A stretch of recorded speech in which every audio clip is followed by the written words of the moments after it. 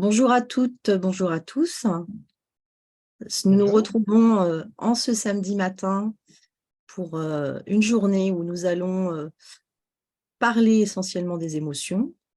Et j'ai le plaisir, la chance et l'honneur d'être ce matin avec Emmeline Lassalle, qui est sophrologue, mais pas que, et qui va donc nous parler de sophrologie, des émotions. Et Dieu sait si quand on a un cancer du sein, et d'ailleurs une maladie ou une épreuve, parce qu'après on peut aussi élargir évidemment, nous sommes toutes et tous traversés par des émotions. Mais est-ce que voilà, il n'y a pas quelque chose à retirer de ça, comme une sorte de secret de vie? Euh, donc je vais laisser la parole à Emeline. Je vais vous inviter à vous installer confortablement pour écouter ce qu'Emeline a à nous partager, éventuellement en ayant de l'eau à portée de main pour vous hydrater. Si vous souhaitez également prendre des notes, avoir un petit carnet de quoi écrire. Et à la fin de ce que Emeline a à nous partager, elle va nous offrir une séance de sophrologie pour que nous puissions, pour que vous puissiez voilà, ressentir tous les bienfaits d'une simple séance de sophrologie, et telle que Emeline va nous la partager aussi. Donc, merci Emeline, je te laisse la parole. Merci. Bonjour tout le monde. Merci pour cet accueil, merci pour cette présence, merci pour cette écoute.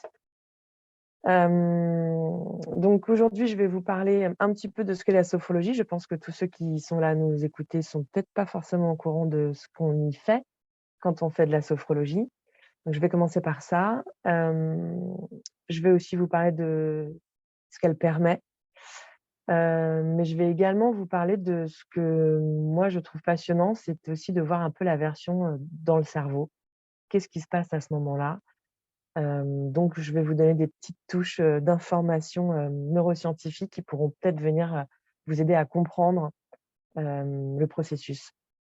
Voilà, et puis je vais également vous parler des émotions parce que c'est ma spécialisation, la régulation des émotions, l'intelligence émotionnelle.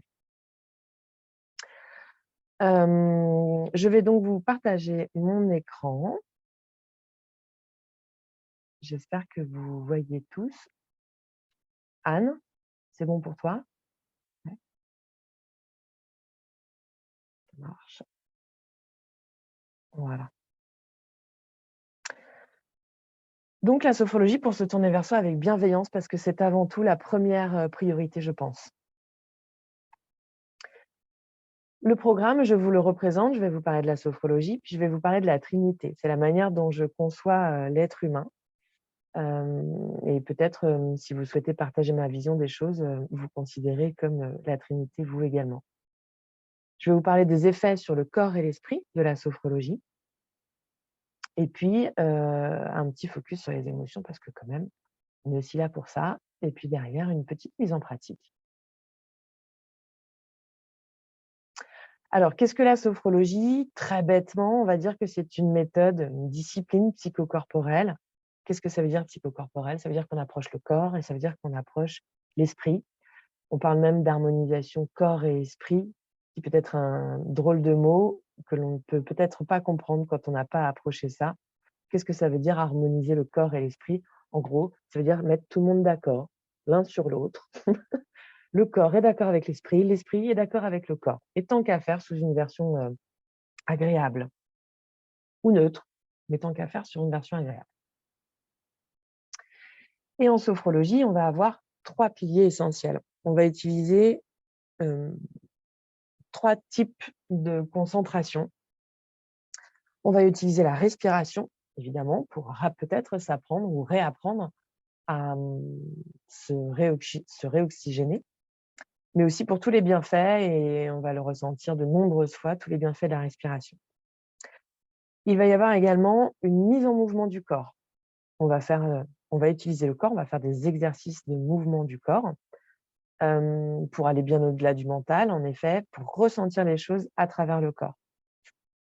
C'est pas des exercices de kiné, c'est pas, de la gym, etc. C'est bien une mise en mouvement en pleine conscience pour réintroduire son schéma corporel, pour réintroduire des sensations physiques et puis pour se servir aussi de ce que dit le corps au cerveau. Je vous en reparlerai un petit peu après.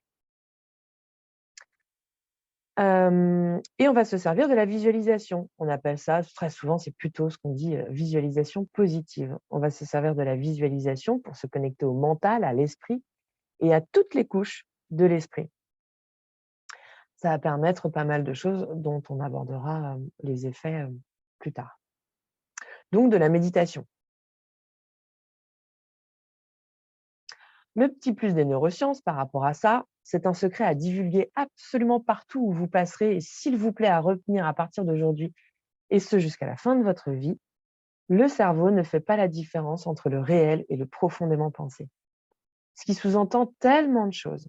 C'est-à-dire que si en effet, avec une visualisation, je vais vous demander de vous imaginer dans un endroit magique, magnifique, qui vous permet une pure détente, vous allez profondément le penser, vous allez donc presque le vivre, votre cerveau va croire que vous y êtes et va sécréter dans votre corps plein de petits neurotransmetteurs qui vont faire que vous allez vous détendre. C'est vrai pour ça, c'est vrai aussi pour les choses négatives. Quand on se dit des phrases du genre « je ne vais pas y arriver, c'est beaucoup trop dur, c'est une catastrophe », lui, le cerveau, il l'entend, il pense que c'est vrai. Donc, il va se mettre à croire ça et il va se mettre à sécréter dans votre corps des petits messagers chimiques qui, eux, vont à l'inverse plutôt vous mettre en action puisqu'il va détecter que vous êtes en danger. Donc, il va sécréter ce qu'il faut pour que vous ne soyez plus en danger et que vous alliez peut-être fuir, courir, vous battre, etc. Donc, fournir dans votre corps plutôt des choses, des sensations qui amènent des tensions, des crispations.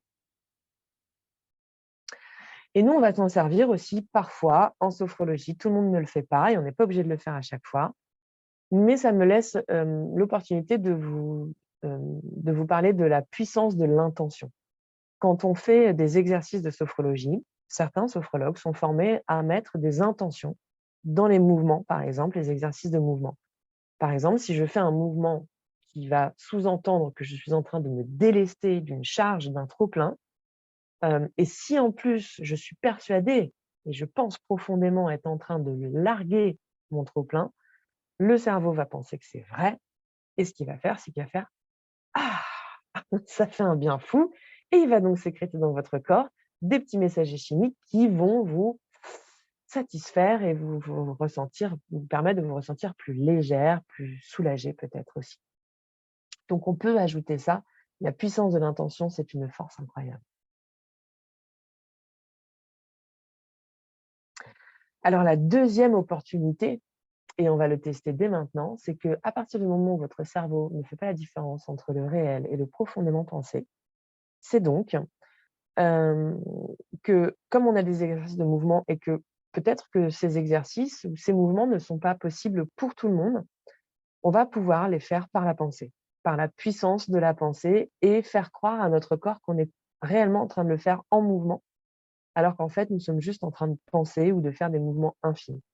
Et je voudrais qu'on l'expérimente dès maintenant. Peut-être qu'on va pouvoir faire ça. Je vais vous montrer avec Anne, je la mets à contribution pour faire une petite démonstration. Alors, je vais arrêter le partage. Il y a un exercice qui existe, qui s'appelle l'exercice du cou, ou qui s'appelle peu importe, qui va faire un mouvement comme ça, où on va tourner la tête de gauche à droite, comme ça, où on va tourner la tête, de remonter, faire le oui, faire le non, et puis faire une rotation comme ça. Donc moi, je déteste cet exercice parce que j'entends mes cervicales craquer. Et c'est horrible. Vraiment, je ne vais pas le faire en bonne et due forme avec vous. Ceux qui peuvent le faire, allez-y. On va faire cet exercice 2 fois, juste pour expérimenter les sensations du cerveau et la sensation que c'est vrai. Donc l'exercice, c'est je vais de gauche à droite. Et si vous pouvez y aller, allez franchement à gauche et allez franchement à droite, comme ceci. Je vous invite à fermer les yeux, les sensations sont vraiment différentes. Et puis, de la même manière, on va donc aller en arrière et en avant. Et si vous pouvez aller très franchement en arrière et très franchement en avant, allez-y. Voilà. Et puis, de la même manière, on va tourner la tête, hein, faire une rotation comme celle-ci. Alors, ça, pour moi, c'est pire. Voilà. Vous avez ces sensations. Maintenant, comme nous, on veut faire croire à notre cerveau qu'on est en train de faire ces mouvements alors qu'on ne les fait pas, on va refaire la même chose, mais en minimisant les mouvements. C'est-à-dire que moi, je vais faire un nom comme ça.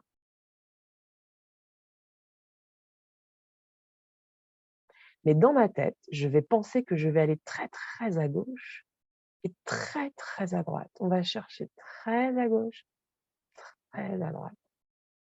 Et de la même manière, de haut en bas, on fait d'infimes mouvements, mais on prend la sensation et on pense profondément aller très en arrière et très en avant. Très, très, très en arrière, et très, très, très en avant. Et de la même manière, avec d'infimes mouvements, on va tourner notre tête, faire une légère rotation, mais en imaginant, par exemple, moi je prends cette image de lasso, comme si ma tête vraiment partait très, très large comme un lasso. Mais mes mouvements sont infimes. Et normalement, si vous pensez profondément à ce lasso, vous avez vraiment la sensation d'avoir cette tête qui part complètement en arrière et complètement. Voilà. Et ben, c'est la puissance de la pensée, la puissance de l'intention et le leurre que l'on peut faire à notre cerveau. Et donc, c'est très utile quand on veut, par exemple, utiliser, quand on a eu une chirurgie, par exemple, et qu'on veut utiliser les épaules ou le mouvement de la cage thoracique qui va partir en arrière et qu'on a des douleurs, une gêne. C'est valable si on a une chirurgie dans le cas d'un cancer du sein, mais c'est valable pour n'importe quoi. Si on a une douleur, si on est gêné par des craquements dans les cervicales, c'est valable pour tout, ça marche pour tout, c'est génial. Petit truc et astuce. Je reprends la suite.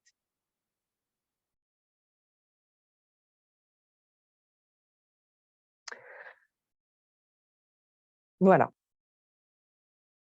Alors, je vais vous parler de vous considérer, à partir de maintenant, j'aimerais bien que vous vous considériez comme étant la Trinité, composée de corps, d'un corps, de pensée et d'émotions. Et c'est important de savoir que l'on est ces trois-là. Et en sophro, on va justement aborder ces trois-là. Le corps, et voir est-ce que vous le ressentez? Est-ce que vous savez vous y connecter? Est-ce que vous savez l'écouter? Qu'est-ce que vous avez comme relation avec lui? Puisqu'on va travailler le corps, donc il faut un minimum de relation avec lui et c'est bien de s'y interroger. Et on va le considérer et on va le prendre en compte. Ensuite, il y a les pensées. Les pensées, c'est tout le système de pensée, c'est tout votre discours interne, le dialogue que vous avez dans votre tête avec les pensées volontaires comme tiens, qu'est-ce que je vais faire à manger ce soir? Voilà, ça c'est une pensée volontaire. Mais vous avez aussi tout le système de pensée qui est moins volontaire, qui est sous forme de réflexe, d'automatisme, ou alors le petit discours qu'on n'entend pas ou qu'on n'a pas envie d'entendre, qu'on met de côté. Bref, tout ça, c'est le système de pensée. Et c'est pareil, il est hyper intéressant de se connecter à ce système de pensée, à savoir écouter et savoir si je l'écoute ou savoir si je l'ignore, savoir si je m'en sers ou si je ne m'en sers pas et voir si c'est vraiment très dense ou pas beaucoup, si je sais vider quand j'en ai trop, et cetera. Et on va venir s'y connecter, on va essayer de l'entendre, on va essayer de l'écouter et on va essayer d'être en relation avec ce système de pensée pour qu'il nous serve plutôt qu'il nous desserve. Et puis les émotions, eh bien, savoir quelle est la relation avec nos émotions. En effet, on va le voir, hein, une émotion, c'est beaucoup d'expressions dans le corps.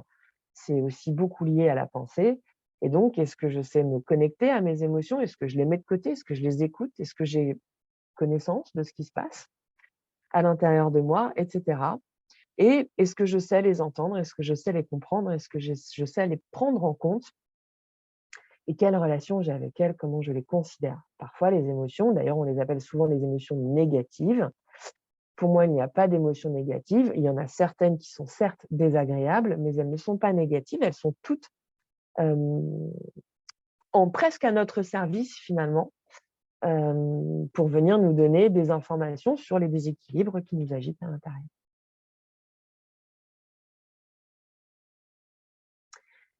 Le petit plus des neurosciences, ce sont les échanges entre le cerveau et le corps. Il faut savoir, donc comme je vous l'ai dit tout à l'heure, quand vous vous imaginez sur une plage, le cerveau va croire que c'est vrai, il va sécréter donc dans votre corps des petits neurotransmetteurs des petits messagers chimiques dits agréables qui vont vous permettre de vous sentir bien, de vous détendre, de vous relâcher. Ça, c'est les échanges que l'on connaît, hein, entre le cerveau et le corps. De même, si vous ruminez ou si vous pensez à quelque chose de négatif, boum, il va sécréter dans le corps des petits messagers chimiques plutôt désagréables. Ça, tout le monde se doute. Cette relation-là, chacun le fait. Mais il y a l'inverse également. Les échanges entre le corps et le cerveau.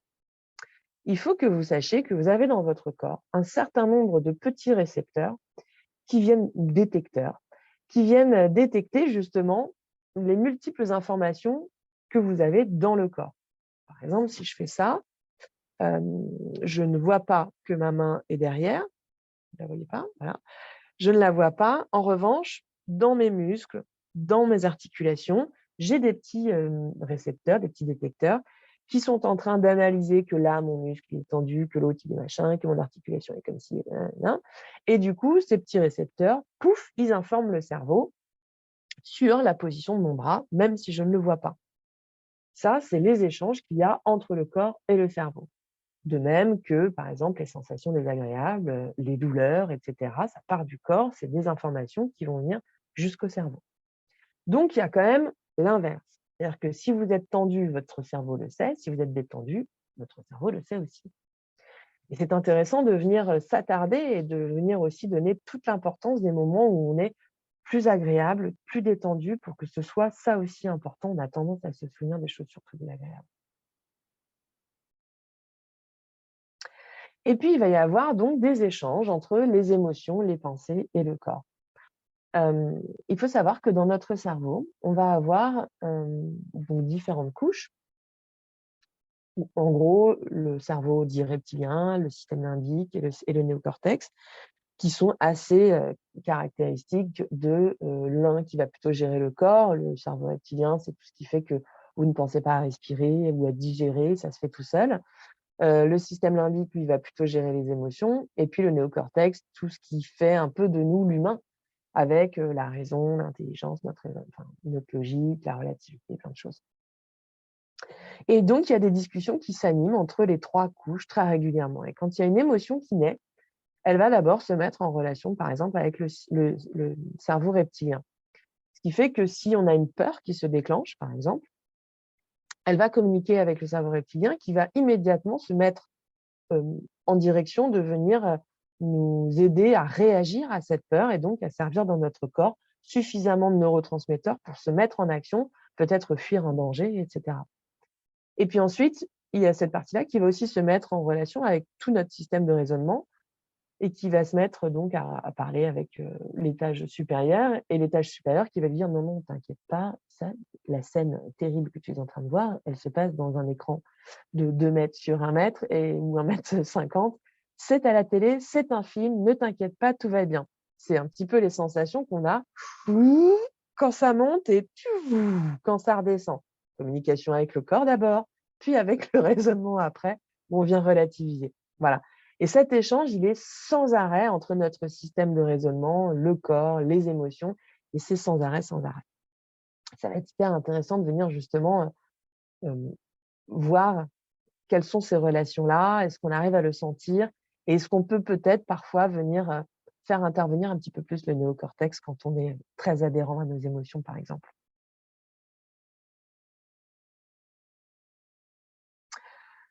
Alors, les effets de la sophrologie sur le corps et l'esprit. Le premier, je trouve, pilier qui est, enfin, oui, l'essentiel pour moi, surtout quand on est atteint d'un cancer du sein et que la connexion à son corps est vraiment différente, voire difficile, se reconnecter à soi. Ça permet d'être en relation avec soi-même. Ça permet de prendre en conscience son corps, tout son corps, pas que les zones délicates, douloureuses, mais toutes les autres, ou reprendre en compte une zone qui a été délicate, douloureuse et qui aura été mise de côté, etc. Une présence à soi, parce que parfois, on s'est mis de côté, on n'a plus envie, etc. S'accorder du temps, de l'attention, de la douceur, de l'apaisement, c'est un moment, agréable avec soi, se tourner vers soi avec bienveillance et sans jugement. On est juste dans l'accueil, dans la découverte de sensations, dans des rencontres. On met de côté, les étiquettes que l'on s'est mises, peut-être pendant trop longtemps et on se redécouvre autrement. Et puis on va même pouvoir réintégrer son schéma corporel, s'il est différent ou s'il ne l'est pas, mais reprendre contact avec son soi, son corps en entier, son schéma corporel. Une autre raison d'utiliser la sophrologie, c'est l'évasion. S'évader, on a ces méditations, ces visualisations, des ressentis différents, des sensations différentes. Et donc, on va pouvoir travailler sur la notion de répit, de repos, de calme, de récupération. On va pouvoir voyager, on va pouvoir souffler, on va pouvoir s'imaginer ailleurs et bénéficier de tout ce que ça peut nous apporter. Et puis, on va pouvoir quitter le quotidien pour simplement voilà, profiter, s'évader et prendre une demi-heure, 1 heure, 3/4 d'heure, 1 heure et demie, comme on veut, pour se faire du bien.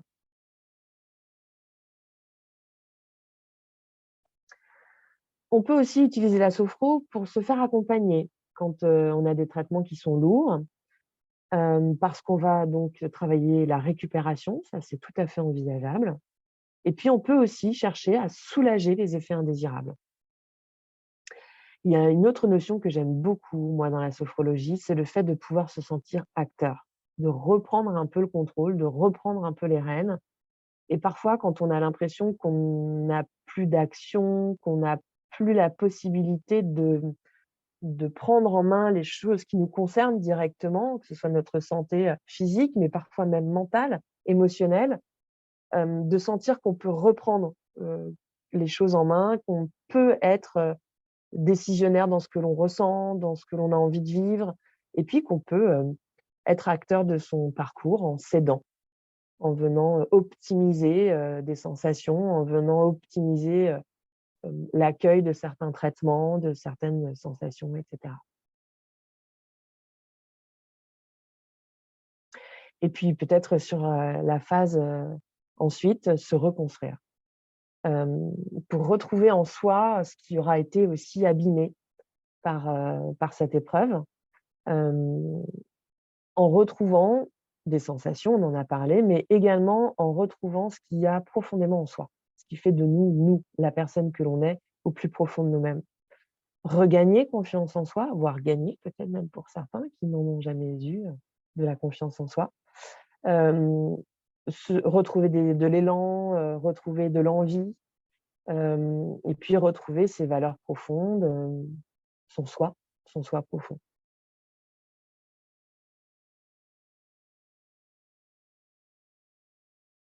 Et évidemment, c'est pas moi qui vais vous dire l'inverse, on peut apprendre à réguler ses émotions avec la sophrologie, se laisser aller à découvrir, à comprendre ce qu'on ressent, faire des liens. Tiens, quand j'ai un nœud dans le ventre comme ça, c'est peut-être parce que je ressens ça.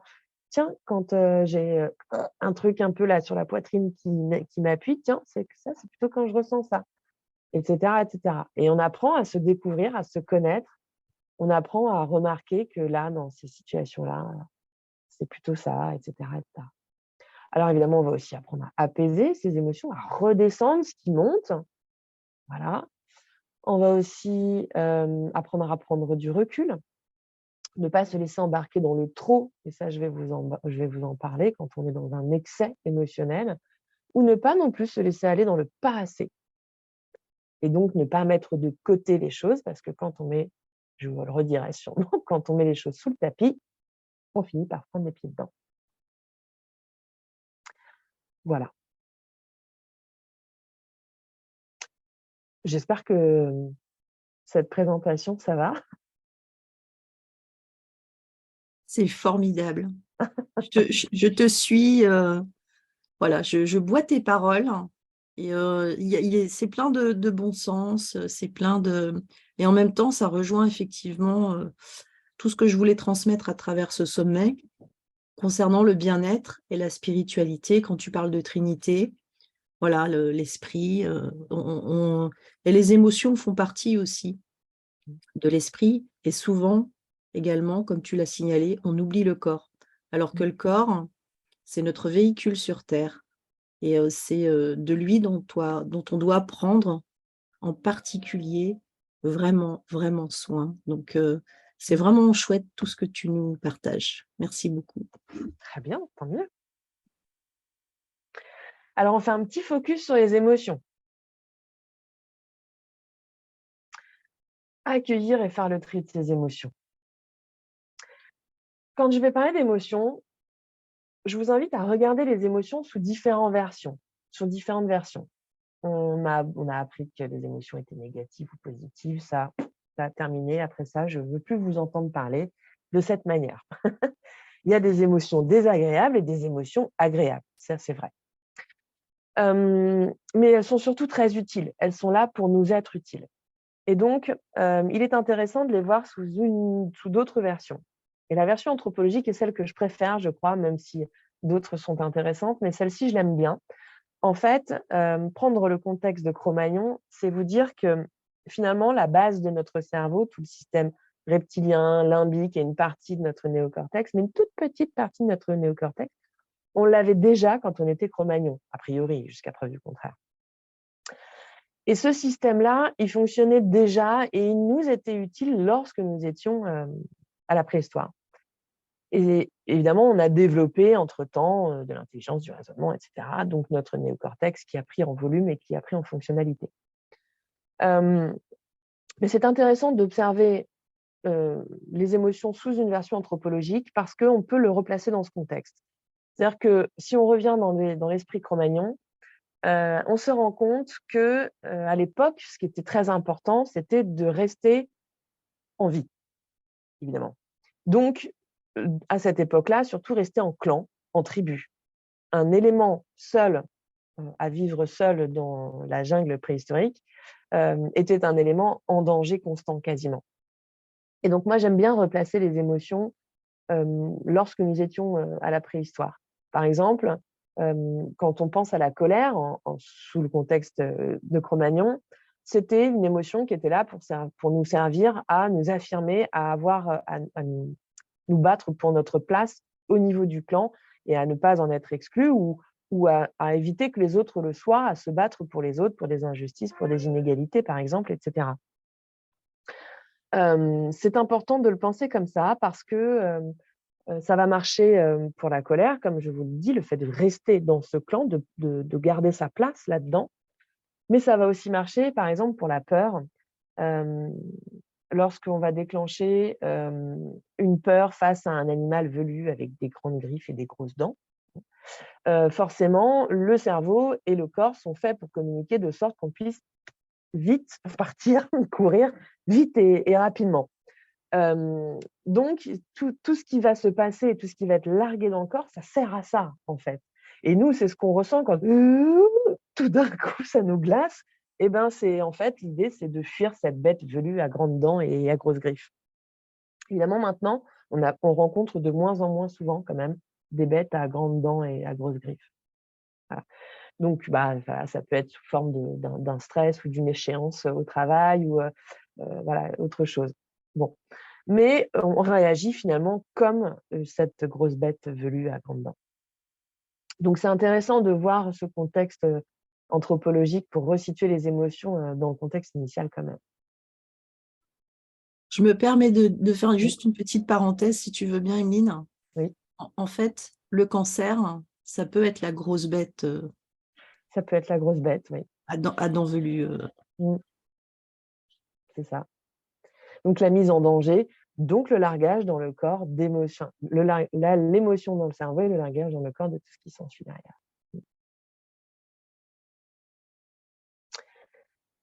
Considérer l'émotion comme une alarme personnelle. Alors oui, je vais vous proposer de voir les émotions sous une autre version que celle qu'on a l'habitude de voir. J'ai deux métaphores, deux comparaisons à vous donner. L'histoire d'une pompe à essence et la comparaison avec la douleur. La pompe à essence, qu'est-ce que c'est? En fait, je fais la comparaison, c'est pas moi, c'est issu d'autres personnes qui ont réfléchi avant moi sur la situation. Il y a cette comparaison avec le voyant lumineux dans une voiture, de l'essence. Quand votre voiture met ce petit voyant lumineux en ou ça se met à sonner, enfin bon bref, ça dépend des voitures, on va dire. La voiture est en train de vous dire qu'elle a besoin d'essence pour continuer à fonctionner correctement. Et ben en fait, une émotion, c'est la même chose. C'est un voyant lumineux qui vient vous dire que vous avez des besoins derrière ce que vous êtes en train de ressentir, des besoins inassouvis. Si on reprend cette histoire de voiture, vous êtes en voiture, vous voyez ce voyant lumineux s'allumer, vous allez donc vous dire: «Ah tiens, j'ai besoin d'essence, ma voiture a besoin d'essence, donc je vais repérer sur mon chemin la moindre opportunité qui va me permettre de faire le plein d'essence». Vous allez donc repérer cette station-service là que vous croisez, vous allez vous arrêter, vous allez faire le plein. Si vous ne voyez pas ce voyant lumineux, ce que vous allez faire, c'est que vous allez continuer à rouler. Vous allez vous dire: «Bon, ça va, j'ai le temps encore, je peux faire encore des kilomètres» et vous allez continuer à rouler et la station-service, vous allez la laisser passer. Et qu'est-ce qui va se passer? Bingo, il est fort probable que vous tombiez en panne. L'idée, c'est ça, c'est de se dire qu'une émotion, elle est là pour nous avertir qu'il y a un déséquilibre à l'intérieur et qu'il va peut-être falloir qu'on se mette en quête, à la recherche de venir combler ce déséquilibre. Ça, c'est ma mon premier exemple. D'ailleurs, je vais même aller au-delà. Hem, Imaginons que vous faites un chemin avec le voyant lumineux qui s'allume. Vous allez repérer la station essence. C'est-à-dire, vous allez, trouver l'issue à votre problème. Si vous faites ce même chemin et que vous n'avez pas besoin d'essence, que voilà, vous avez fait le plein avant de partir, très bien, eh bien, vous allez rouler, vous n'allez même pas vous rendre compte qu'il y a une station essence sur votre chemin. Donc, repérer une émotion comme étant un voyant lumineux va vous aider à repérer sur votre chemin les opportunités qui peuvent venir vous aider à vous remettre à l'équilibre. Voilà.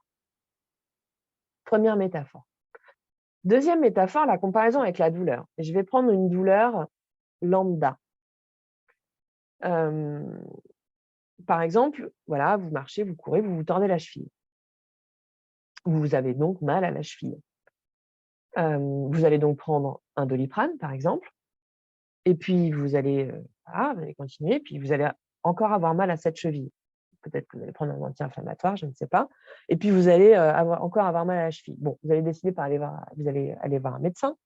Le médecin qui va vous dire: «Il faut faire une radio», la radio qui va vous dire: «Vous avez une entorse», et le médecin qui va vous dire: «Il faut une attelle, des anti-inflammatoires et puis des bonnes séances de kiné» et cetera. Conclusion de cette histoire: merci la douleur d'avoir alerté que là, fallait faire quelque chose. J'avais besoin d'une immobilisation, j'avais besoin, d'anti-inflammatoires, puis j'avais besoin de kiné aussi. Donc ça marche très bien avec la médecine, on va dire somatique, mais on ne sait pas trop faire avec tout ce qui se passe dans la tête.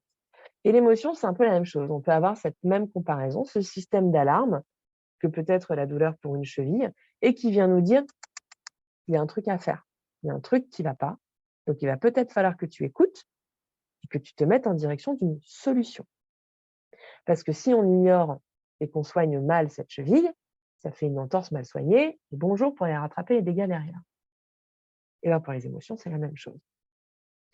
Ce que je veux que vous reteniez sur cette histoire, c'est que finalement, une émotion, c'est un besoin inassouvi. C'est tout, c'est comme ça. Et donc si on est tourné vers l'émotion, si on reste par exemple, si je suis en colère, c'est peut-être parce que j'ai besoin de reconnaissance. Si je suis en colère, j'ai peut-être besoin de respect. J'ai peut-être besoin de considération, de justice, d'égalité.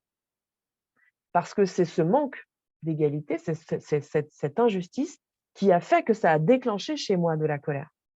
Donc si je viens, rééquilibrer ce besoin de justice, ce besoin de considération, je vais donc apaiser cette colère qui n'aura plus besoin de tilit, tilit, tilit. Voilà. Par exemple, si j'ai peur, c'est peut-être parce que j'ai besoin d'être rassurée. C'est peut-être parce que j'ai besoin de réconfort, de soutien. Voilà. Et donc, quand on voit les émotions sous l'unique prisme de l'émotion, ben on a peur et on est en colère. Et on a peur et on est en colère. Et on a peur et on est en colère. Et super. Voilà. Alors que si on voit les émotions sous le prisme du besoin, on a une issue, on a une solution. On se met déjà dans une direction. Si j'ai besoin de reconnaissance, eh ben, je vais aller la chercher. Alors, je peux aller la chercher au fond de moi, grâce à la sophro, par exemple, ou au travail que je fais sur moi, mais je peux aussi aller la demander, etc. Réfléchir comment je peux avoir cette reconnaissance, par exemple. Et si j'ai besoin de soutien, bah, je peux aussi aller le chercher au fond de moi. Voilà, c'est ce qu'on peut faire quand on travaille sur soi, mais je peux aussi aller le chercher, ce soutien. Et comme par hasard, quand on arrive à avoir ce soutien, on a beaucoup moins peur. On se sent beaucoup mieux. Donc, ne pas voir le prisme de l'émotion sous juste la forme exclusive de l'émotion, voir le prisme de l'émotion sous une issue à travers un besoin. Alors, la petite touche logique. Évidemment, si une émotion n'est pas entendue, on en a déjà vaguement parlé, ou si elle n'est pas prise en compte, elle peut revenir plus fort. Genre, elle n'a pas compris, on est en colère. Boum, on remet un bon paquet par-dessus. Voilà. Elle peut aussi s'accrocher à la moindre opportunité. Touf, touf, touf, touf, touf. Parfois même être un peu inappropriée. Et où elle peut aussi voilà, s'accumuler, s'accumuler, s'accumuler, arriver de manière inappropriée, voire même exploser dans le corps. Pour avoir eu un bon nombre de lumbago, je me suis rendu compte au bout d'un moment qu'il fallait peut-être que je m'écoute quand même.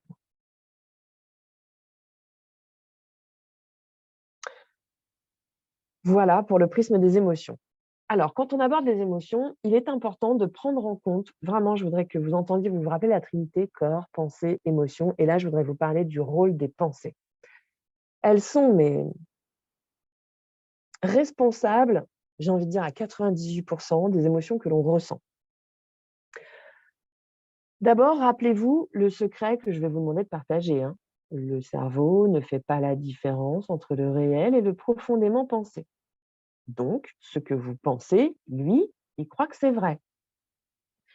Si vous pensez en disant « Oh mon Dieu, c'est une catastrophe », lui, il va penser « Oh mon Dieu, c'est une catastrophe ». Donc, il va mettre le paquet dans votre corps, là, boum, alors qu'en fait, vous n'avez pas ce qu'il faut pour faire votre tarte ce soir. Voilà. Et donc, il va vous larguer un certain nombre de petits messagers chimiques franchement inutiles. Merci les pensées, mais on s'en passerait bien. Voilà. Donc ce secret-là, il est important parce qu'il montre quand même, la puissance de la pensée, la puissance de l'intention dans le déclenchement des émotions. Et qu'il y en a certaines, franchement, elles sont inutiles, mieux vaut que s'en passer. Ce qui aussi, vient à, vous parler des croyances limitantes. Alors tout le monde ne sait pas ce que c'est que des croyances limitantes.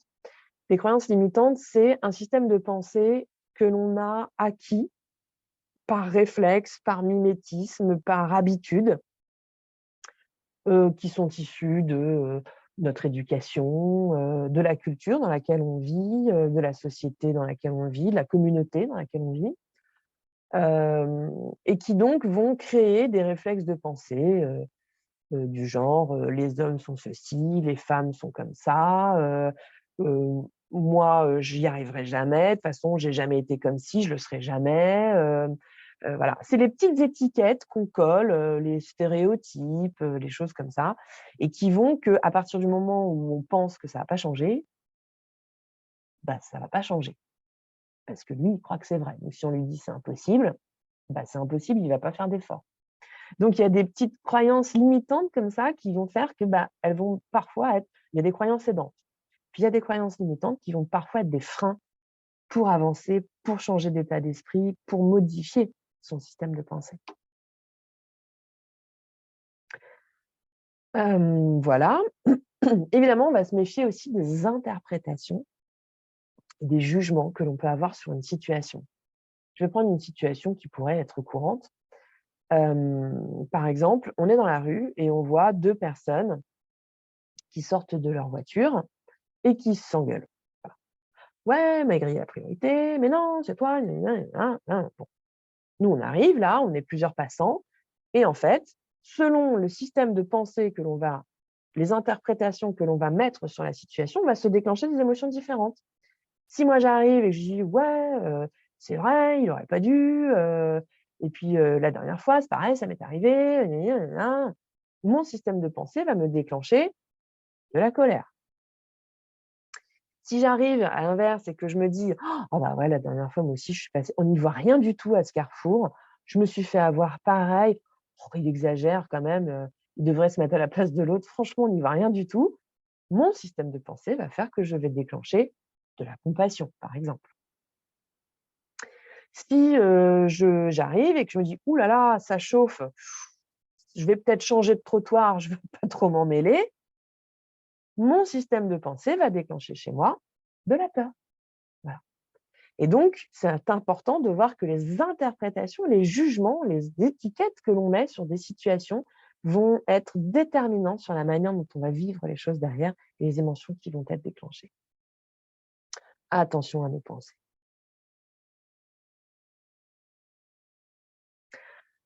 Autre chose, je vais vous parler de l'excès et je vais vous parler de notre cerveau.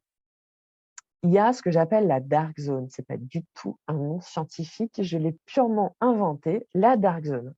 Qu'est-ce que c'est que la dark zone? C'est, lorsqu'une émotion est trop importante, je vous ai dit les émotions discutent, donc quand une émotion naît dans le cerveau, elle va se mettre en discussion avec le cerveau reptilien et puis le cerveau du raisonnement.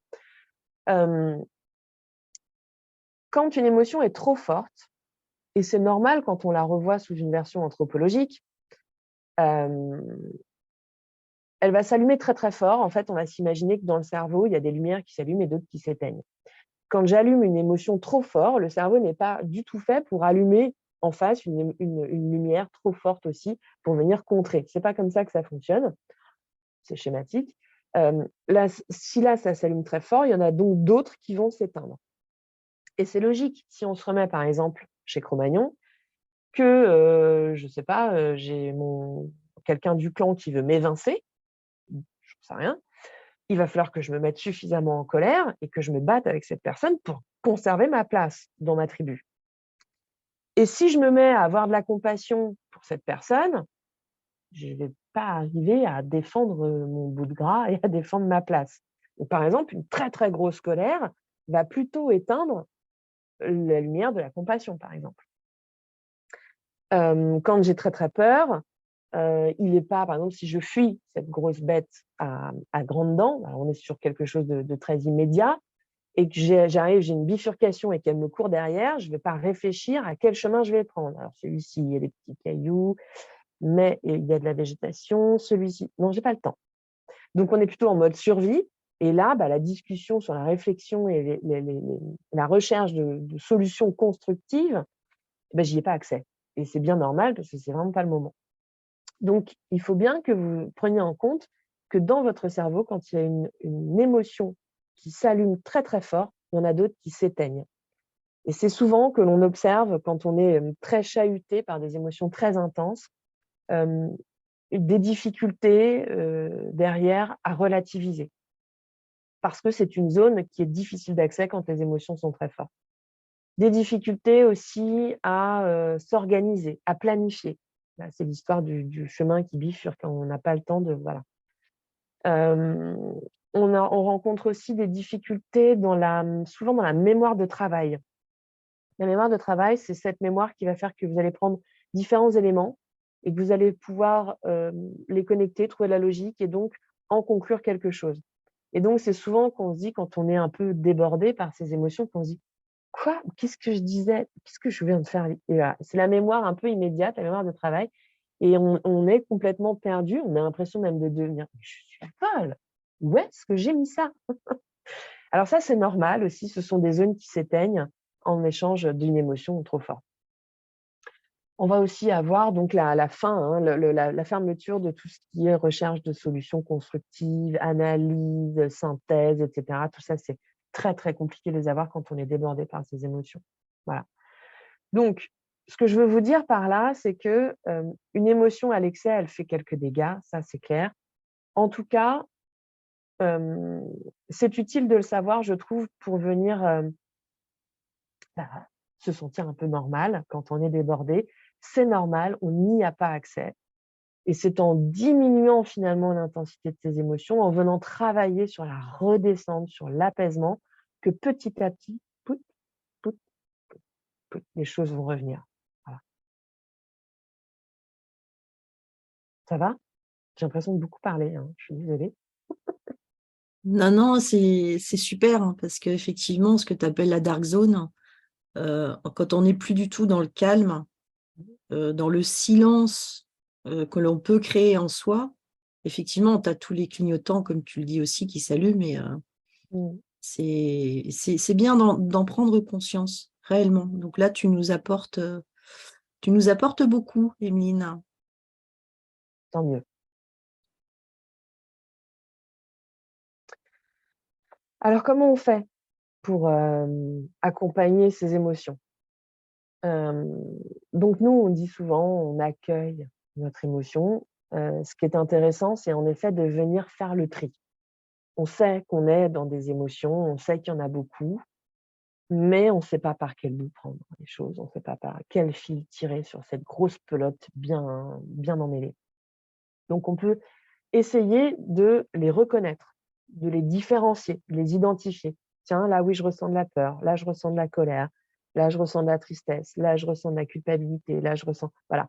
Et de vraiment, comme si on avait des étagères avec, des petites fioles, tiens, pouf, ça c'est de la peur, ça c'est d'ailleurs il y a un livre pour les enfants, hein, qui aide justement à trier et c'est vraiment une très bonne idée.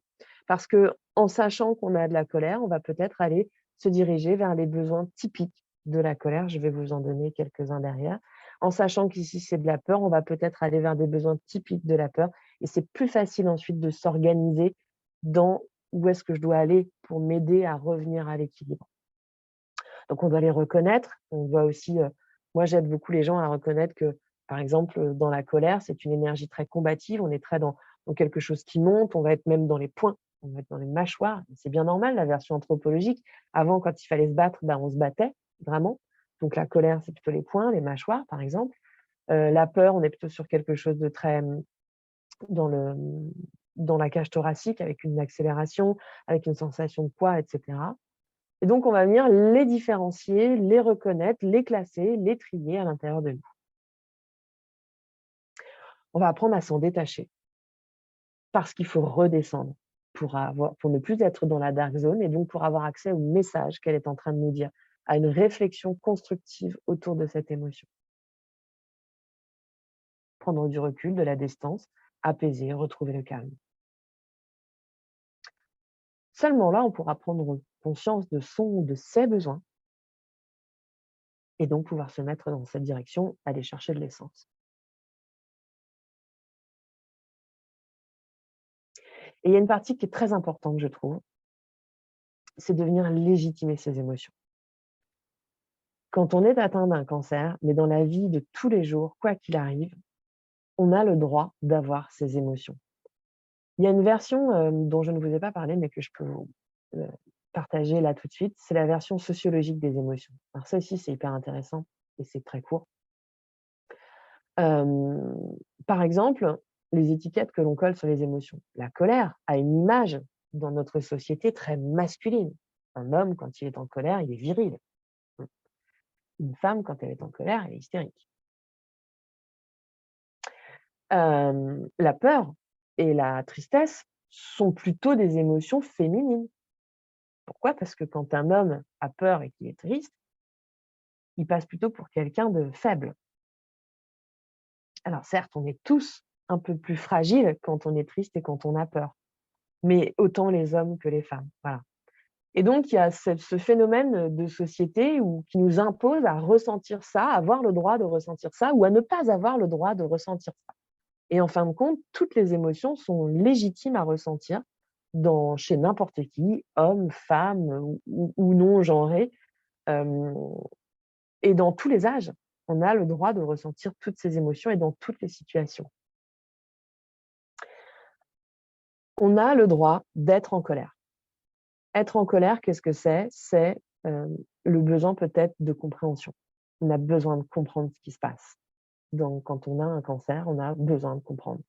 On a aussi peut-être cette sensation d'injustice. On a besoin de trouver un peu de justice, un peu d'équité. On a peut-être aussi besoin de reconnaissance, de respect dans un parcours de soins qui est aussi complexe qu'on ne trouve pas toujours ça auprès des nôtres ou auprès des autres. Besoin de considération, besoin d'écoute. On a besoin de perspectives d'évolution aussi. Ouais. On a besoin de liberté, de se sentir libre, d'être acteur. On a besoin de vivre aussi à son rythme. Et quand on nous presse ou quand on nous oblige à ne pas être à notre rythme, oh, ça énerve. Hein. On ne se sent pas libre. Donc tout ça, ce sont de bonnes raisons pour être en colère. Et d'identifier que là, on a le droit d'être en colère et que si on ressent de la colère, c'est parce qu'on a besoin de ça. Ça nous permet peut-être d'aller plus facilement le chercher et le trouver dans l'idéal. On a le droit d'avoir peur. Oui. Et quand on a peur, on a besoin de réconfort. On a besoin de sécurité, de protection. On a besoin de réassurance. On a besoin de soutien, on a besoin d'aide. On a besoin d'informations aussi peut-être. Il y a des besoins qui sont typiques derrière la peur. Et lorsqu'on sait qu'on a peur et qu'on a peut-être des solutions pour avoir moins peur, mieux vaut aller dans cette direction. On a aussi le droit d'être triste. Et derrière la tristesse, on a ce besoin de soutien, de réconfort, d'aide, dont on a déjà parlé également dans la peur, c'est commun aux deux. Mais on a aussi ce besoin de repli, de repos, de récupération. La tristesse, c'est un moment où on est avec nous. C'est un moment où on a du temps à s'accorder. C'est quelque chose de très introspectif. On a besoin peut-être d'être simplement écouté. Il y a ce réflexe très sociétal qui est de l'ordre que quand quelqu'un est triste, on lui dit « mais non, allez, ça va aller. Allez ». Bah oui, mais non, là, ça va pas. Et simplement d'être écouté et d'être considéré dans cette tristesse, déjà, ça fait un bien fou. On se sent, voilà, on se sent soutenu, ne serait-ce que par l'oreille qu'on a trouvée. Ou une main, simplement, ou une présence. D'ailleurs, il y a cette presque une dissonance qu'on ressent avec la tristesse, l'envie d'être seul et en même temps l'envie d'être avec quelqu'un. On ne sait pas trop. D'être avec quelqu'un, mais seul en même temps. Le besoin de donner du sens aux choses aussi. Le besoin de rebondir, de passer à autre chose, de faire autre chose, de penser à autre chose. Le besoin de noter et vivre ce qui est important. C'est un moment qui nous est consacré et là, dans le cerveau, il y a des choses très intéressantes qui se passent avec la tristesse, avec des ouvertures à l'inverse de zones, de souvenirs, de réflexion sur soi-même, d'analyse de situations beaucoup plus fines qu'avec la colère, qui est plutôt quelque chose de très physique. La tristesse, c'est plutôt quelque chose de très mental. On a le droit de culpabiliser, bien sûr. Et face à la culpabilité, il y a le besoin de légitimer sa fragilité. Bien sûr qu'on a le droit d'être fragile, de se sentir fragile. On a le droit de légitimer ses besoins. On a le droit, on a le besoin de réajuster ses attentes, de réajuster ses objectifs. Peut-être que les objectifs sont trop hauts et en les diminuant un tout petit peu, bah, c'est plus facile à accéder. Donc, voilà. Besoin de retenir ce qui est important pour nous quand on culpabilise. C'est peut-être qu'il y a des choses où on a la sensation d'être passé à côté de quelque chose d'important. Bah, il est peut-être du coup temps de se pencher sur ce qui est important.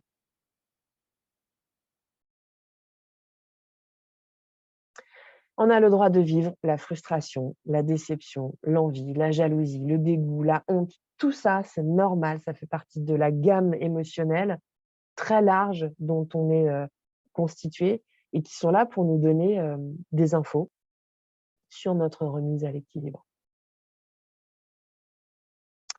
Voilà. Ça va? Eh bien, écoute, c'est fabuleux parce que tu nous as brillamment, avec ta lumière à toi, démontré que les émotions sont vraiment essentielles et font réellement partie de notre équilibre. Donc, Ah bah super parfait. idée. Si je suis arrivée à ça, c'est parfait. Bon, très bien. Je vais vous proposer un petit temps, je vous le présente là, puis ensuite on se mettra en plein écran. Je vais vous proposer 3 exercices de sophrologie. Le premier qui s'appelle la pompe, ou il y en a plein qui l'appellent autrement. En fait, l'idée, c'est de venir chercher, on va se servir de l'intention dont je vous ai parlé au départ, hein, pour venir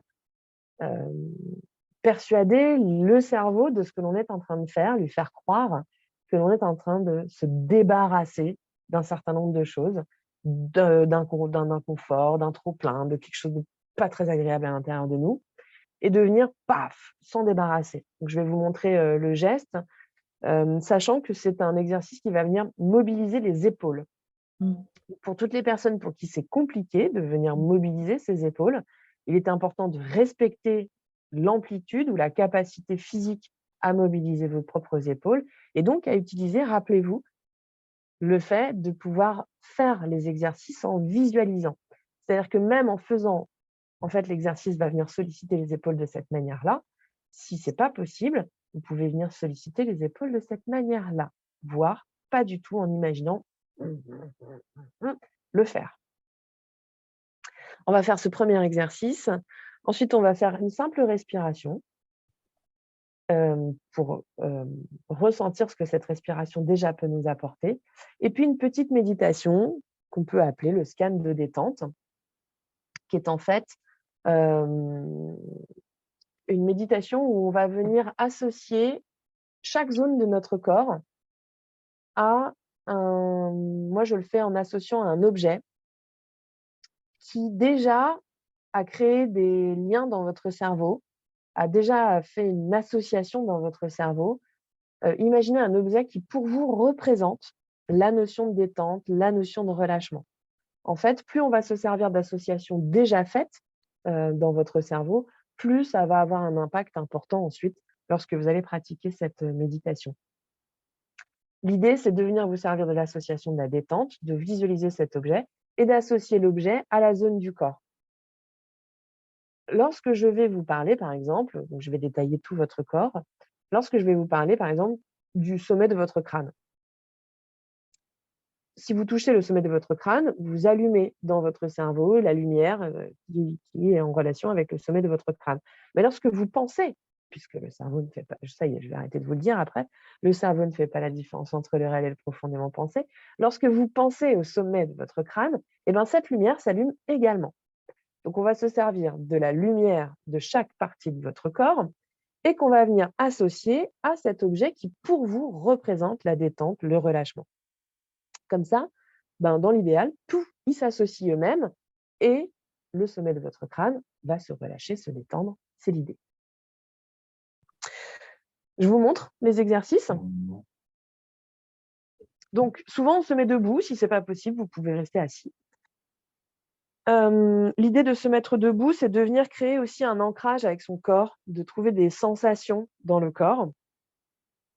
Et la position idéale, c'est de venir accrocher ses pieds au sol, être bien assis, bien ancré sur ses pieds. Souvent, je dis de libérer les jambes, c'est-à-dire d'avoir une certaine souplesse sur les jambes, de ne pas avoir les jambes rigides, d'avoir une certaine souplesse. On libère les jambes, on libère le bassin. Et c'est comme ça qu'on va venir libérer un peu toutes les charnières respiratoires qui composent notre corps. On garde le dos le plus droit possible, les épaules relâchées et on crée un axe comme ça, comme si on installait confortablement notre corps, le haut de notre corps sur le bas de notre corps. Et dans cette posture, je vais vous inviter, donc je vais vous montrer l'exercice de la pompe. Je vais fermer mes mains. On va rajouter une respiration, un système de respiration. Si c'est possible pour vous de retenir votre respiration pendant un court instant, pendant qu'on fait l'exercice, c'est pertinent. Parce que pendant qu'on se met en apnée, par exemple, là, si je vais retenir ma respiration, je me mets en apnée. Pendant qu'on se met en apnée, vous vous rappelez ce cerveau reptilien qui fait que vous ne pensez pas à respirer, à digérer, etc. Et bien lui, il remarque que vous avez arrêté de respirer.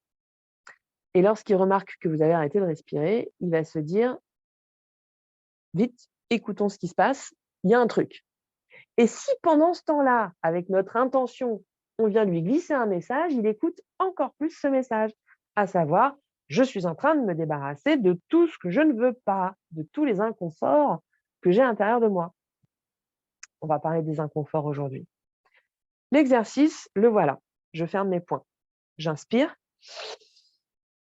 Je garde ma respiration et je vais venir solliciter mes épaules comme si je venais chercher, pomper à l'intérieur de moi les choses un peu inconfortables et je largue tout. Je dépose par les mains, par le souffle, je largue tout. Et on y va, hein, tant qu'à faire, avec la conviction, plus vous serez convaincu, plus ça va fonctionner. Voilà, on largue, on respire normalement. Ce qui est bien, c'est de garder peut-être les yeux fermés pour que vous puissiez ressentir les choses un petit peu plus. On va faire cet exercice 3 fois et entre chaque, on va s'accorder une petite pause pour ressentir les choses. Voilà. Je vous parle tout du long de l'exercice, donc vous n'avez plus qu'à vous laisser aller. Ça, c'est le premier. Le deuxième, c'est un exercice de respiration. Je vais vous inviter, alors peut-être certains connaissent la respiration dite abdominale. L'idée, c'est de venir remplir ses poumons pleinement jusqu'à venir remplir le ventre parce que notre diaphragme, quand on respire, s'abaisse. Donc, si on garde le ventre gainé, on est un peu coincé. Alors que si on relâche le ventre et qu'on suit le mouvement du diaphragme qui s'abaisse, en gonflant le ventre, en soufflant, en remontant le tout. C'est ça l'idée de la respiration abdominale. Donc, on va venir déposer simplement nos mains sur notre ventre pour sentir l'idée de se remplir et on va inspirer profondément. On va garder cette respiration comme si à l'intérieur de nous, on se gonflait complètement, on se remplissait complètement et puis on va souffler très doucement.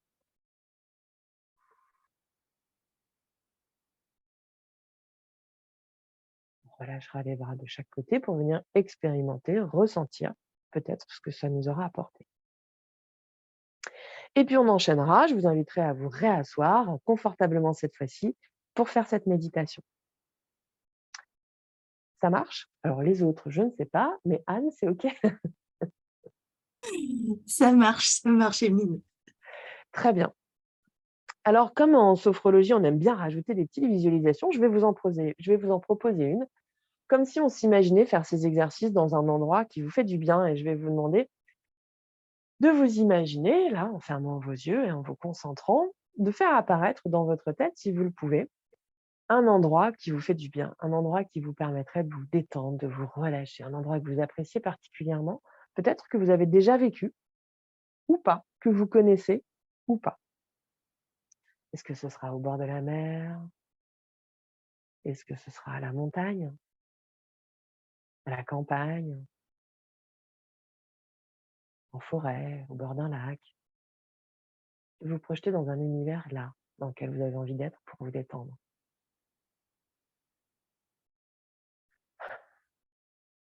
Et de venir faire apparaître peut-être les différentes couleurs qui vous entourent. Observer la végétation s'il y en a. De regarder les différentes perspectives. De profiter d'un soleil si vous en avez. De certaines odeurs. De vous sentir juste bien dans cet endroit, de vous projeter dans cet endroit. Parce que c'est ici que je vais vous proposer de faire ces exercices. Puis avant de commencer, rappelez-vous, on va commencer par l'exercice de la pompe. Avant de commencer cet exercice de la pompe, je vais vous proposer de peut-être faire un petit tour d'horizon dans votre corps pour aller voir s'il y a des inconforts, des nœuds, des tensions, des crispations. Parce que finalement, tous ces inconforts dans le corps, toutes ces sensations-là qui pourraient être dues à une pression, un stress, quelque chose de désagréable, on va essayer d'aller chercher tout ça pour venir les larguer par l'exercice de la pompe. Je vous le rappelle que vous pouvez faire cet exercice par la force de la pensée. Et donc, je vais vous proposer d'inspirer, de retenir votre respiration et de venir, avec cette pompe, amorcer, d'aller chercher à l'intérieur de vous ces inconforts, de les récupérer dans le souffle, dans les mains et de venir les larguer. Reprendre la respiration derrière et en profiter pour vous déposer un peu plus. peut-être de refaire un petit tour d'horizon pour venir ressentir les choses dans vos épaules, dans vos bras, dans votre cage thoracique, votre respiration.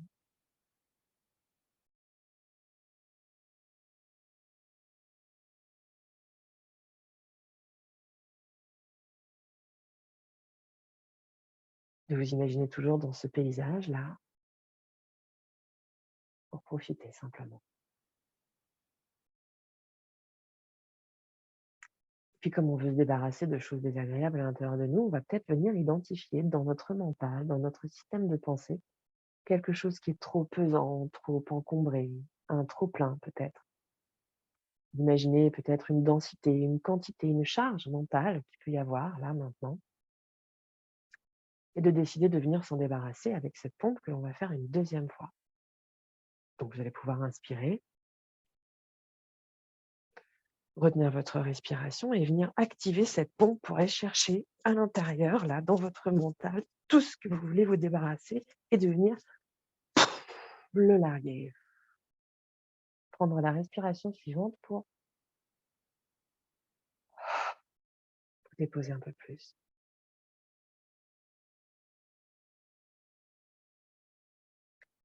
Et refaire un tour d'horizon dans votre mental pour voir peut-être les choses différemment, observer la différence entre le début et maintenant.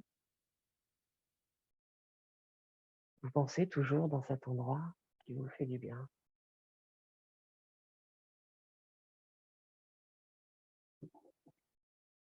Et puis pour ce troisième enchaînement, je vais vous proposer de refaire un tour d'horizon tant dans votre corps que dans votre mental, dans votre esprit, pour venir voir s'il y a des résidus encore de choses dont vous souhaiteriez vous débarrasser, des endroits où ça coince un peu plus, des endroits où il y en a encore trop,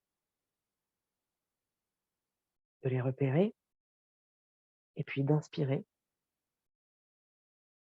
retenir votre respiration et d'activer cette pompe pour aller chercher les résidus dans votre corps et dans votre esprit, aller chercher le trop-plein, le crasseux, le collant et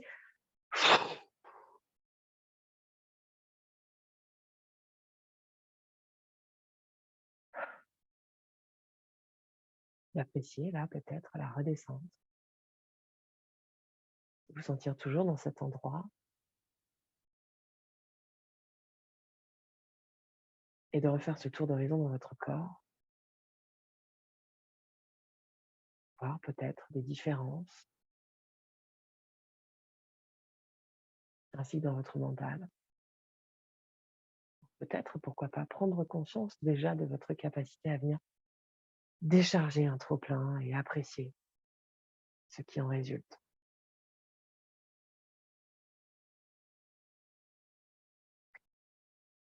Puis avoir déchargé ce trop-plein, on va essayer de se remplir de choses agréables et dans votre environnement peut-être d'observer, d'entendre, de ressentir, entendre des sons, entendre ce qui tout d'un coup pourrait vous apporter, c'est une détente profonde dans votre corps. De venir poser vos mains sur votre ventre et puis d'inspirer profondément toute cette détente que cet endroit peut vous apporter. De retenir votre respiration comme si vous pouviez vous remplir de toute cette détente-là et puis de souffler doucement comme si vous pouviez la diffuser partout dans le moindre recoin de votre corps.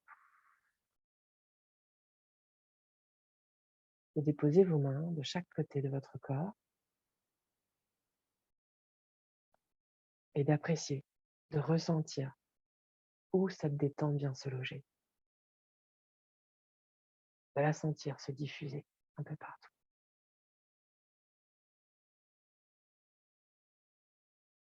Et puis dans votre endroit secret, vous y ressentez probablement le calme, vous y entendez probablement le calme. Alors de la même manière, les mains sur le ventre, vous allez pouvoir vous remplir de ce calme en inspirant. Gardez votre respiration comme si vous pouviez englober et complètement garder ce calme à l'intérieur de vous. Puis en soufflant très doucement, sentir que vous allez pouvoir l'installer très confortablement dans votre corps et dans votre tête. Déposez vos 2 bras de chaque côté pour venir expérimenter les sensations de calme, ressentir où elles se logent, les entendre dans votre tête.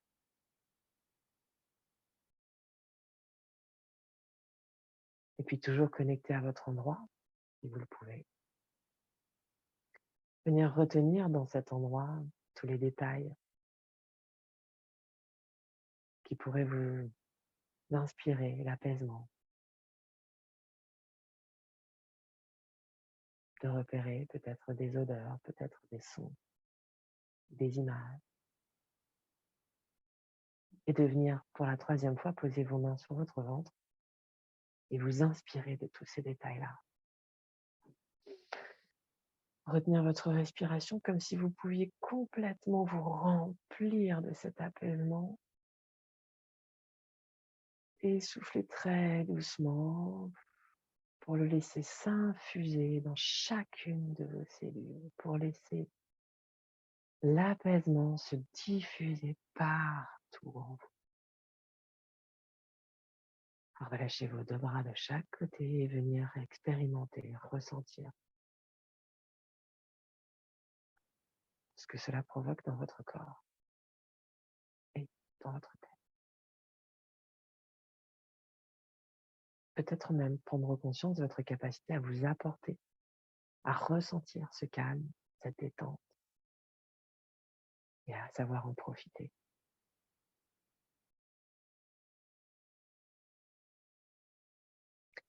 Et pour moi, les exercices que l'on pratique debout sont terminés, donc je vais vous inviter à vous réinstaller, vous asseoir confortablement.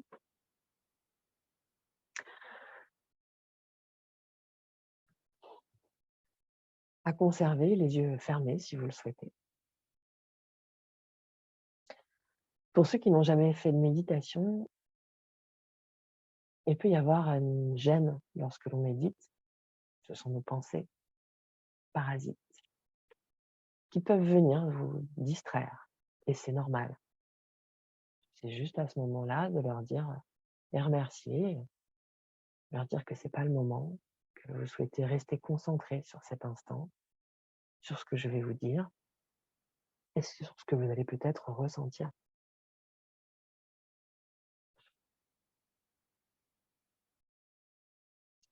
Vous installer le plus confortablement possible, et puis prendre ce temps pour vous, avec bienveillance, sans jugement, en étant simplement dans l'accueil de ce que vous allez ressentir ou pas,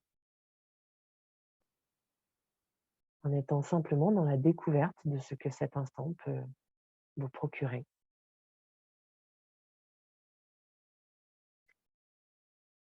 Et puis, je vais vous inviter à visualiser cet objet dont on a parlé tout à l'heure. Pour certains, ça pourrait être un doudou, une bulle, un nuage, un rayon de soleil, n'importe quoi, ce qui vous vient à l'esprit, ce qui vous fait du bien. Imaginez cet objet. Laissez-le se présenter à vous, là, tel qu'il arrive. Laissez-le vous connecter à tout ce qu'il vous inspire. De la douceur, de la légèreté, du réconfort, du soutien, de l'apaisement.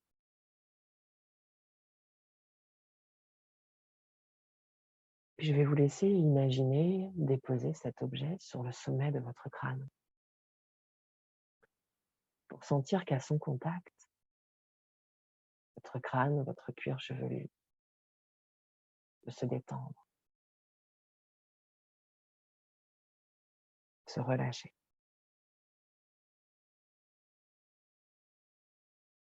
Imaginez-le le déposer ou frôler votre front pour sentir votre front se relâcher lui aussi, se lisser.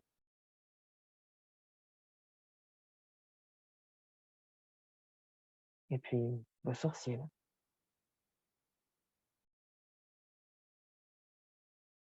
Laissez-le peut-être se déposer tout autour de vos yeux pour sentir tous ces petits muscles-là se détendre.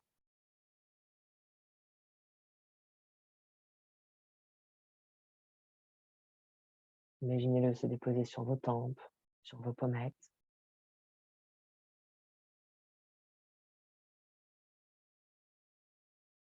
sur le pourtour de votre nez, vos narines.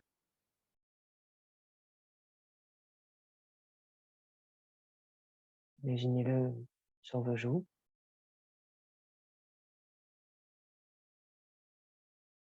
sentez-les se relâcher. Puis sur votre bouche.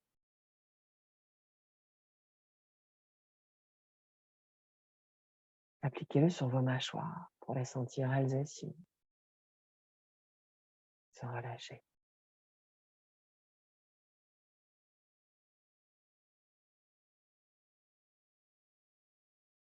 Puis venez l'appliquer très doucement sur votre cou, au niveau de votre gorge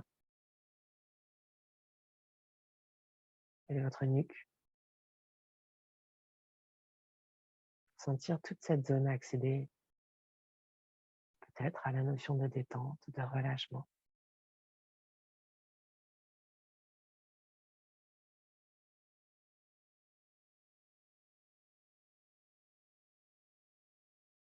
Puis imaginez pouvoir diviser cet objet en deux, ou en faire apparaître deux, pour en déposer un sur chacune de vos épaules. Et sentir qu'à son contact, vos épaules se déposent, s'abaissent même peut-être légèrement.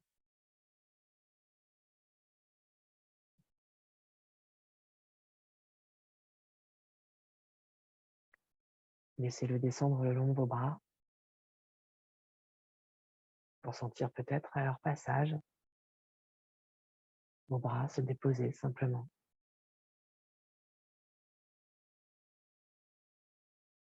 Vos avant-bras,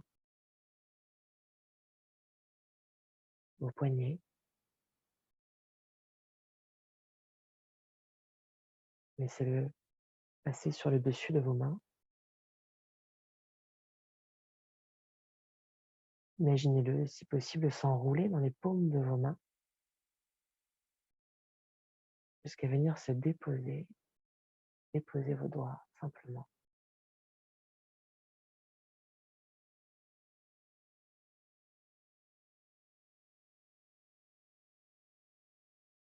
Puis retrouvez ces deux objets pour en faire un seul, peut-être suffisamment large, suffisamment douillet et enveloppant pour venir le déposer sur le haut de votre dos.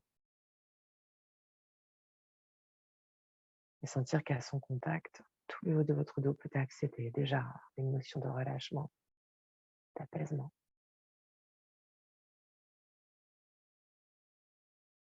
Petit à petit, descendre le long de votre dos.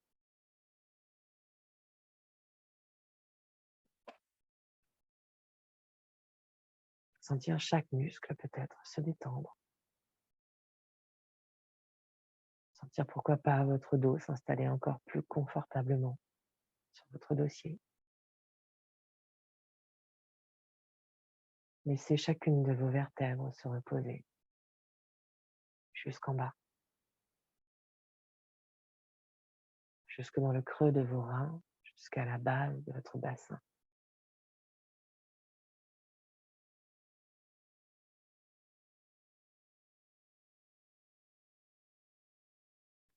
Puis venez déposer votre objet là sur le haut de votre thorax.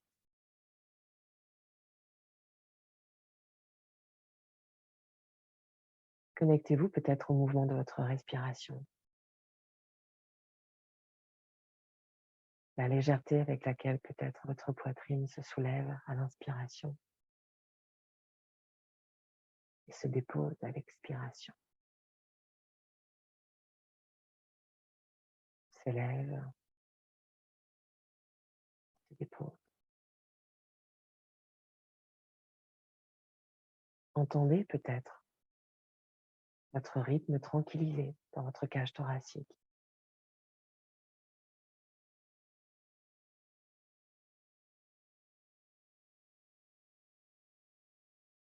Et descendez votre objet sur votre ventre pour venir lui permettre à lui aussi de se déposer, de se relâcher, simplement.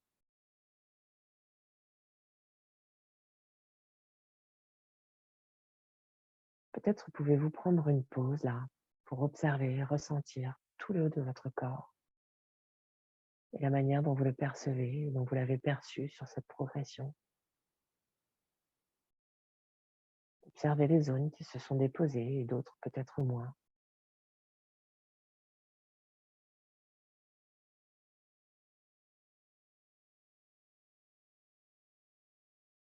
Et puis à venir continuer ce chemin et à venir déposer et entourer votre bassin de votre objet, ressentir lui aussi dans une bascule de repos, d'apaisement.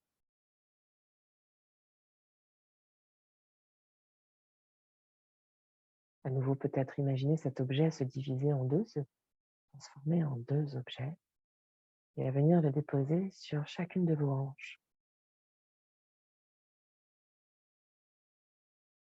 pour progressivement descendre sur vos cuisses, au-dessus de vos cuisses et en dessous de vos cuisses. Imaginez-le se déposer dans le creux de vos genoux, puis vos mollets,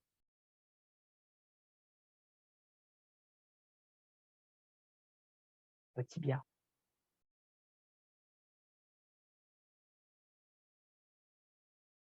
faire le tour de vos chevilles.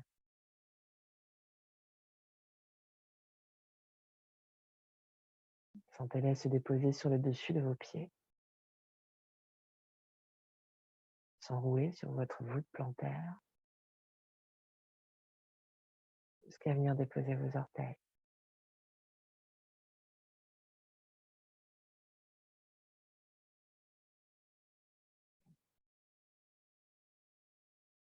Et puis, prendre le temps de venir observer le bas de votre corps, là, tel que vous l'avez déposé, tel que vous le ressentez.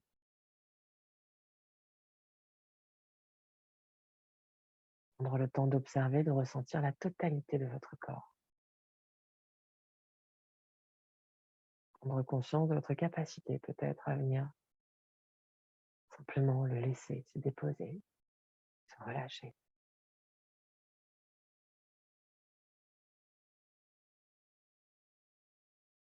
Peut-être imaginer prendre une photo de votre corps tel que vous le ressentez. Comme si vous pouviez l'afficher quelque part à l'intérieur de vous, dans un petit coin, pour la ressortir quand vous en aurez besoin.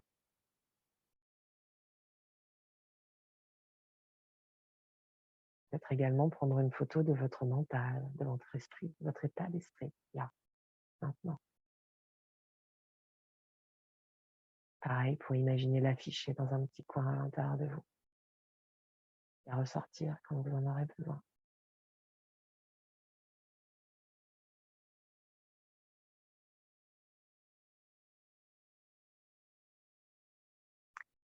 Puis pour le moment, je vais simplement vous demander de vous imaginer là, simplement, à nouveau dans la pièce dans laquelle vous êtes.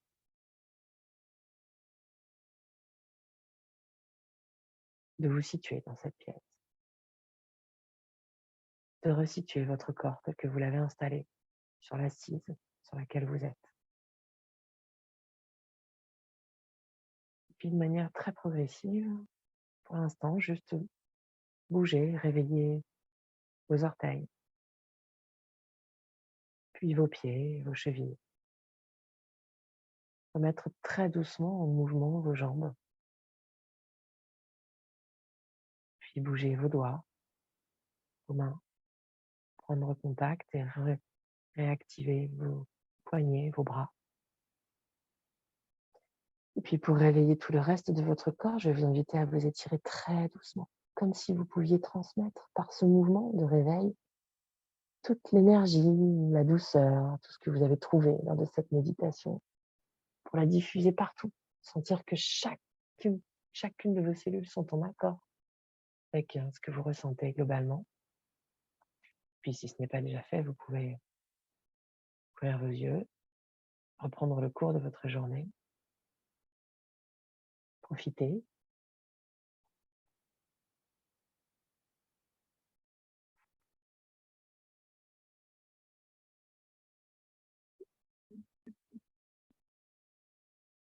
Voilà. J'espère que cette séance, cet enchaînement vous a fait le plus grand bien dans l'idéal, ou au moins découvrir cette discipline qui est la sophrologie. J'aimerais vous rappeler que la sophrologie ne se substitue pas à un traitement médical, ni paramédical. Il est là pour venir en complément et que elle n'est peut-être pas adaptée à toutes les personnes qui souhaitent s'accompagner. Peut-être que vous allez y trouver quelque chose, peut-être pas. En tout cas, de vous écouter et de vous respecter sur ce sujet.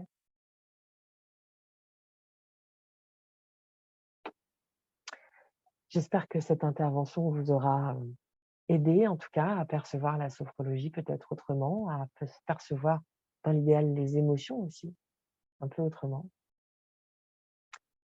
Merci Anne pour ton initiative, pour ce que tu fais. Et puis voilà, je vous souhaite une bonne continuation. Eh bien, moi, je tiens à t'exprimer en mon nom et au nom de tous les autres intervenants et au nom de toutes les personnes qui t'auront suivi ce matin, une profonde gratitude, tout simplement. Et je crois que tu nous as tout dit, tu nous as invités également à une pratique. Donc, maintenant, c'est à vous d'en ressentir les bienfaits profondément en vous. Et puis, tout ce que tu nous as partagé sur les émotions, c'est vraiment, ce sont des clés qui sont extrêmement précieuses, et en particulier quand on vit l'épreuve d'un cancer du sein. Donc, merci beaucoup, Emeline. Moi, je vous souhaite une très belle continuation jusqu'à temps que nous nous retrouvions tout à l'heure. Merci beaucoup à vous.